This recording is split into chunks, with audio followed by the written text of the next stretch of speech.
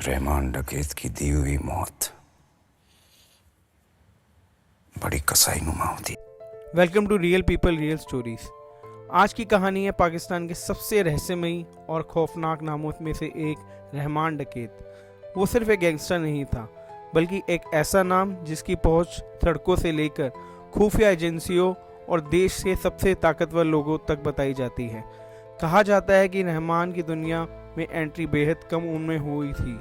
महज 13 साल की उम्र में उसने अपराध की एक राह पकड़ ली और धीरे धीरे बलोच अंडरवर्ल्ड का एक ऐसा चेहरा बन गया जिसका नाम लेने से भी लोग डरते हैं। सरकारी और मीडिया रिपोर्ट्स के मुताबिक रहमान डकैत पर दर्जनों संगीन मामलों का शक था।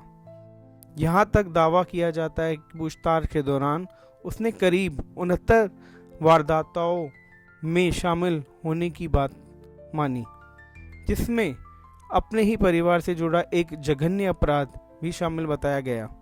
लेकिन रहमान की कहानी सिर्फ अपराध तक सीमित नहीं थी। 1990 के दशक में उसे अवैध हथियारों और लेकिन 1997 में जो हुआ वो किसी फिल्मी सीन से कम नहीं था।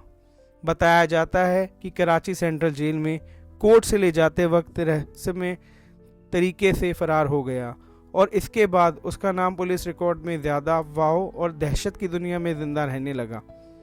उसकी निजी जिंदगी भी उतनी ही विवादों में भरी थी।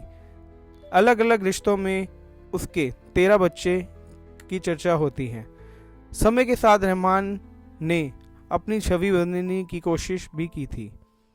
कुछ इलाकों में उसे लोकल हीरो जैसा दिखाया जाने लगा। स्कूल खोलना, दवाखाना चलाना और खुद ही समाज सेवा के तौर पर पेश करना। लेकिन सवाल वही रहा, क्या ये सच बदलाव था या सिर्फ एक नई चाल? 2006 में क्वेटा में उसकी गिरफ्तारी की खबर आई, लेकिन आधिकारिक तौर पर इस ऑपरेशन में कभी खुलकर स्वीकार नहीं किया गया। फिर आया वो ऑपरेशन जिसके कराची पुलिस को बड़ी कामयाबी बताया गया। कहा गया कि इस पूरी कार्रवाई में की कमान चौधरी असलम के हाथ में थी। लेकिन आज भी सवाल जिंदा है, क्या रहमान डकैत सच में एक एनकाउंटर में मारा गया या फिर कहानी का सिर्फ एक और अधूरा अध्याय है?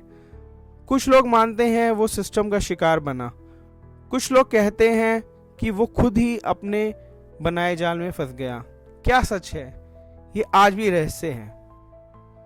आप क्या सोचते हैं? क्या रहमान डकैत एक गैंगस्टर था या राजनीति और अपराध के गठजोड़ में एक मोहरा था? कमेंट में अपनी राय ज़रूर बताइए और इसी तरह रियल पीपल रियल स्टोरीज को सब्सक्राइब और फॉलो कीजिए और बेल आइकन दबाए ना भूलिए।